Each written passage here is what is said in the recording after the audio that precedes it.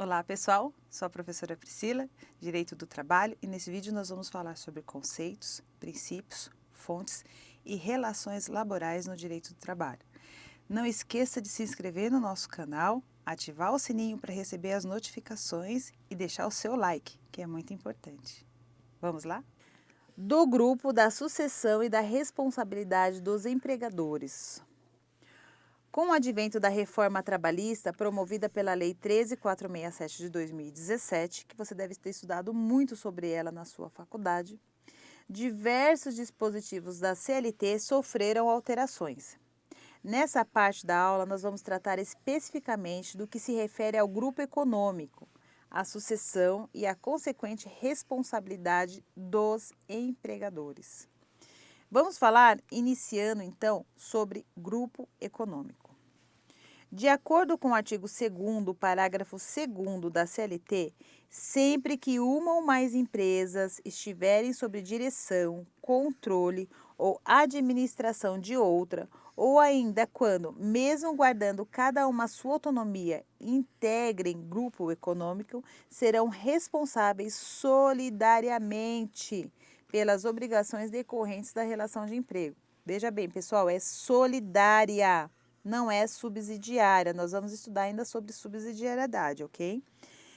Entretanto, segundo o artigo 3º do citado artigo, não se caracteriza como grupo econômico o fato de as empresas terem os mesmos sócios. Antigamente, o fato de terem os mesmos sócios já configurava.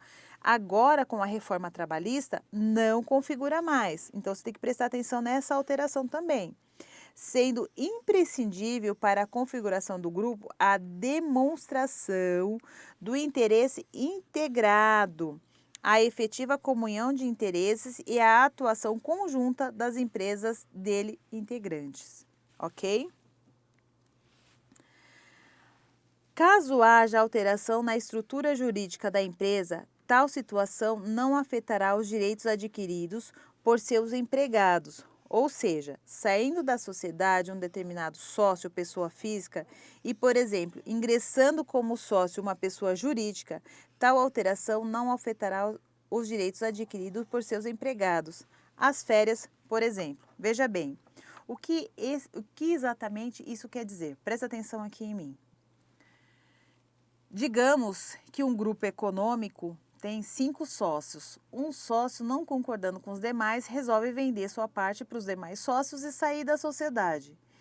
Isso vai alterar de alguma forma o contrato de trabalho existente entre a empresa e seus empregados? Não, de forma nenhuma. Todo mundo vai continuar tendo seus direitos garantidos, como férias, 13º, recolhimento de impostos, INSS, FGTS, horas extras. Não vai alterar nada. O que isso muda? O sócio retirante, ele é responsável pela empresa, ele permanece como responsável pela empresa pelos próximos 2 anos. Ou seja, as reclamações trabalhistas que houverem nos próximos 2 anos podem, de alguma forma, em algum momento, atingir esse sócio. Como, professora? Digamos que a empresa sofreu um processo trabalhista, tem a execução, deveria pagar certa quantia e não pagou. Vai haver uma figura chamada despersonalização da pessoa jurídica. Por quê? Porque a empresa não tem bens para pagar. Então, a execução passará a correr no nome dos sócios. Correndo em nome dos sócios, primeiro vai se tratar dos sócios que estão na sociedade e, se foi movida nos 2 anos em que aquele sócio havia saído, pode alcançar aquele sócio se não achar bens desses sócios que estão ainda atuantes na empresa, ok? Mas isso é uma situação que a gente vai ver um pouquinho mais para frente também, mas apenas para que você saiba agora. O sócio pode se retirar? Vai prejudicar os direitos dos trabalhadores? Não, de forma nenhuma. Mesma coisa se entrar, ao invés de esse sócio saindo, entrar uma pessoa jurídica. Todos os direitos e garantias dos trabalhadores permanecem, ok? Vamos continuar aqui no nosso slide? Vamos tratar sobre responsabilidade subsidiária.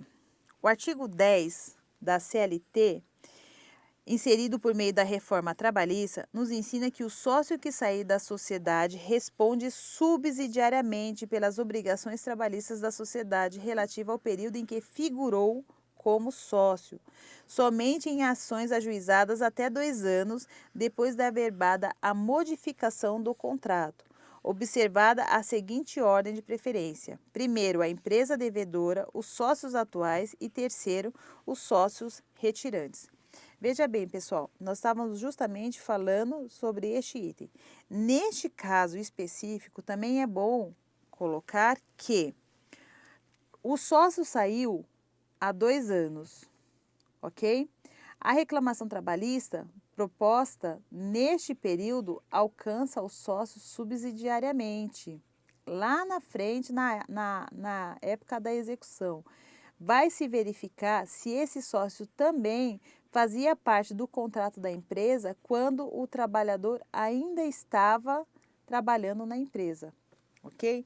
É importante verificar isso, inclusive se, digamos que a reclamação trabalhista foi movida no 3º ano, ou seja, o sócio retirante já não fazia mais parte ali.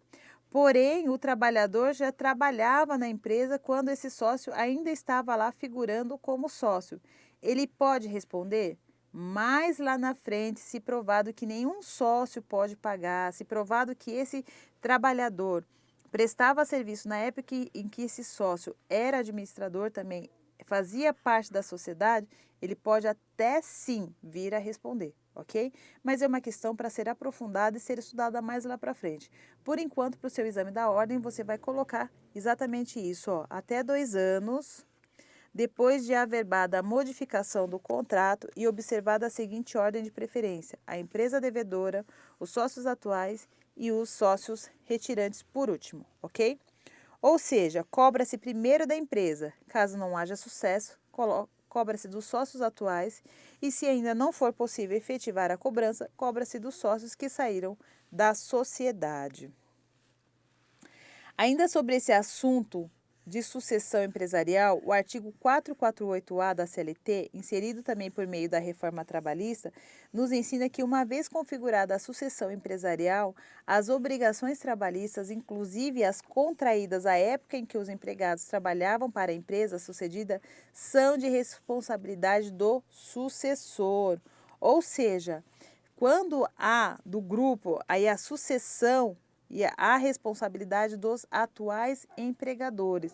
Se uma pessoa foi sucedida lá na empresa, a responsabilidade passa a ser, então, de quem sucedeu, ok?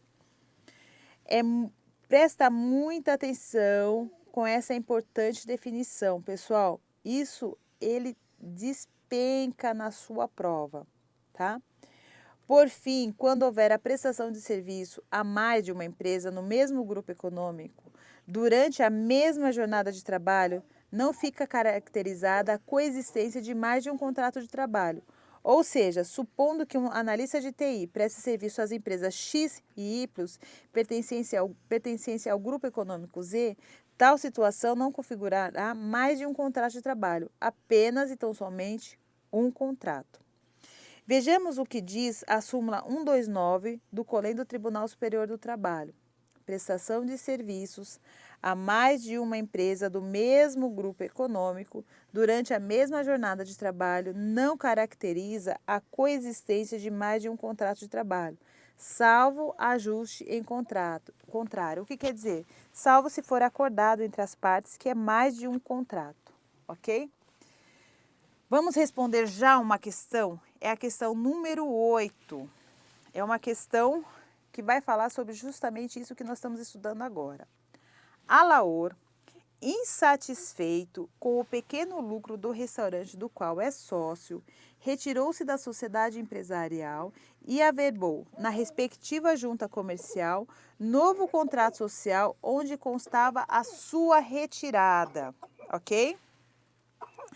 O empresário, 36 meses após esse fato, foi surpreendido com sua citação em uma reclamação trabalhista ajuizada dias antes. Sobre a hipótese apresentada, considerando a atual redação da CLT, assinale a afirmativa correta. A. Alaor responde solidariamente pelos débitos da sociedade na ação trabalhista em referência. Não vai responder. Nós acabamos de ver que ele, além dele ter saído há 36 meses, a ação trabalhista foi ajuizada dias antes desses 36 meses. Isso quer dizer, então, que já faziam 2 anos, quando a ação foi distribuída, que ele havia saído. Então, ele vai ser responsável? Não, ele não vai ser responsável, não vai responder solidariamente.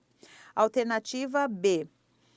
A LAOR responde subsidiariamente pelos débitos da sociedade na ação trabalhista em referência. Essa é a resposta? Não, não é a resposta. Ele não responde subsidiariamente. Alternativa C. A LAOR não mais responde na ação trabalhista em referência pelos débitos da sociedade. Essa é a resposta, porque está lá no artigo 10A da CLT. Eles já fazem 2 anos que ele saiu, ele é o sócio retirante. Então, assim sendo, ele não responde mais pela sociedade. Veja que o artigo, ele vai falar primeiro, ele coloca lá a regrinha que nós falamos. Primeiro vai responder a empresa devedora, os sócios atuais e só depois os sócios retirantes. Mas isso lá na frente na eventual execução, caso não haja patrimônio nos primeiros itens. No caso, primeiro responde a empresa devedora, depois os sócios atuais e em seguida os sócios retirantes, que é o caso do ALAOR. Só que no caso dele específico ainda, ele é o sócio retirante há mais de 2 anos e a reclamação trabalhista, isso é a pegadinha, foi feita 36 meses, ou seja, período superior aos 24 meses. Pessoal, este foi um pequeno trecho de nossas aulas. Para mais vídeos como esses, não se esqueça de se inscrever no nosso canal, acionar o sininho e deixar o seu like.